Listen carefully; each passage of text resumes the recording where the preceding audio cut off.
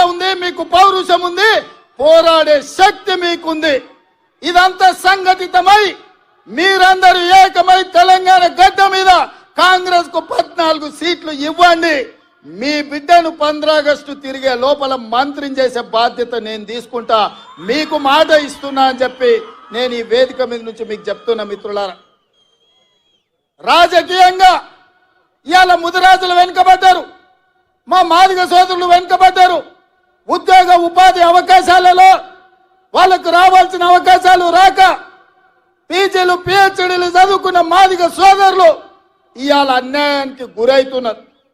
అందుకే మిత్రులారా, మాదిగల ఏబిసిడి వర్గీకరణ మీద 10 సంవత్సరాలు చంద్రశేఖరరావు సుప్రీంకోర్టులో కేసు వాదించకపోతే నేను ముఖ్యమంత్రి అయిన ఎంబడే పెద్దలు దామోదర్ నరసింహ గారితో పాటు 8 మంది ఎమ్మెల్యేలను ఢిల్లీకి పంపించి ఉద్దండులైన న్యాయవాదులను పెట్టి మాదిగల వర్గీకరణ ఏబిసిడి జరగాల్సిందే అని చెప్పి కేసును నేను వాదించిపించిన.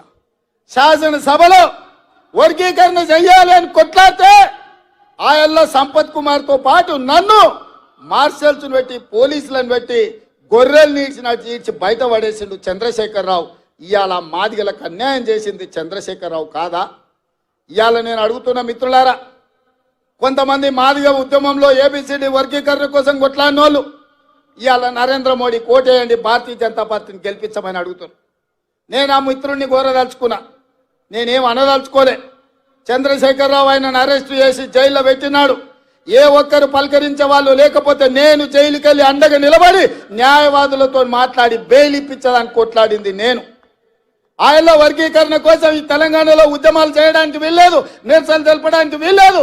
పోలీసుల నిర్బంధాలు కొనసాగుతుంటే పరేడ్ గ్రౌండ్ లో ధర్మయుద్ధం కార్యక్రమానికి అండగా నిలబడి ఆయల్ల మాదిగల వర్గీకరణకు అండగా నిలబడి వర్గీకరణ జరగాల్సిందే, మాదిగలకు న్యాయం చేయాల్సిందే అని చెప్పి అండగా నిలబడ్డది నేను.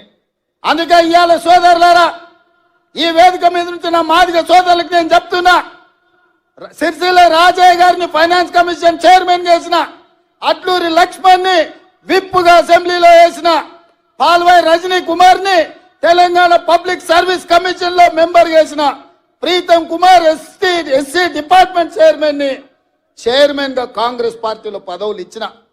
ఇవాళ నా పేసీలో ఐఏఎస్ అధికారి సంగీత సర్వే సత్యనారాయణ సెక్రటరీగా నా పేసీలో ఉందంటే ఒక మాదిగ బిడ్డకు అవకాశం ఇచ్చిన. ఇవాళ మిత్రుడు సంపత్ కుమార్ ఏఐసిసి సెక్రటరీగా మహారాష్ట్రకి ఇన్ఛార్జిగా ఈ రోజు వారు ఏఐసిసి సెక్రటరీగా ఉన్నారు. దామోదర్ నరసింహ గారు మంత్రివర్గంలో మంత్రిగా ఉన్నారు. ఇవి సరిపోతాయంటే ఇవి సరిపోవు. నాకు తెలుసు మీ జనాభా ఎంత ఉంది, మీకు ఇన్నాళ్ళు జరిగిన అన్యాయం ఏంది, మీ ఆవేదన, మీ ఆలోచన నాకు తెలుసు.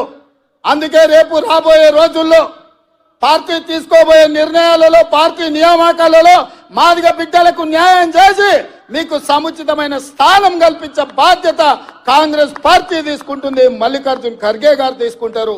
సోనియామ్మను ఒప్పించి మెప్పించి వర్గీకరణను పార్లమెంట్లో చట్టం చేసే బాధ్యత ఇవాళ కాంగ్రెస్ పార్టీ తీసుకుంటుందని చెప్పి మాదిగ సోదరులకు నేను చెప్పదలుచుకున్నా.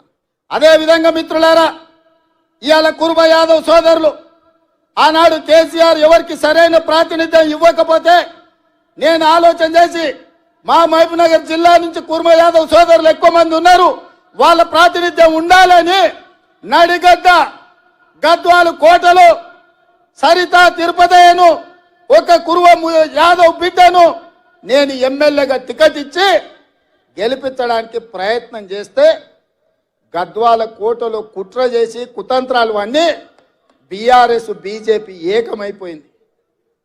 ఆనాడు చీకటి ఒప్పందం చేసుకొని అప్పటి వరకు తగాదాలు ఉన్నాయి మాకు, మా ఇంటి మీద కాకి ఇంటి మీద వాలదు అని చెప్పిన వాళ్ళు ఇవాళ మామ అల్లుళ్ళు ఒక్కటైపోయి కుమ్ముక్కు రాజకీయాలు వేసి ఒక సరితను, ఒక ఆడబిడ్డను, ఒక కురువ యాదవ్ ఆడబిడ్డను మామ అల్లుళ్ళు ఏకమై అర్నమ్మ నాయకత్వంలో బీజేపీ ఓట్లని బీఆర్ఎస్ కేసి 5,000 ఓట్ల తక్కువ మెజార్టీతోని ఇవాళ ఆడబిడ్డను ఓడగొట్టారు. నిజంగానే సరితమ్మ గెలిచినుంటే ఇవాళ మంత్రివర్గంలో మంత్రి అయ్యేది యాదవ్ సోదరులారా. కేసీఆర్ మంత్రివర్గంలో మహిళలకు స్థానం లేకుండే, మన మంత్రివర్గంలో సీతక్క ఒక ఆదివాసి బిడ్డకు, కొండా సురేఖ ఒక బలహీన వర్గాల బిడ్డకి ఇచ్చినాం. సరితమ్మ గెలిచినుంటే ఇవాళ మన మంత్రివర్గంలో మంత్రి అయ్యి ఉండేది. అంటే ఎన్నికలు వచ్చినప్పుడు పేదోళ్ళని గెలవాల్సినప్పుడు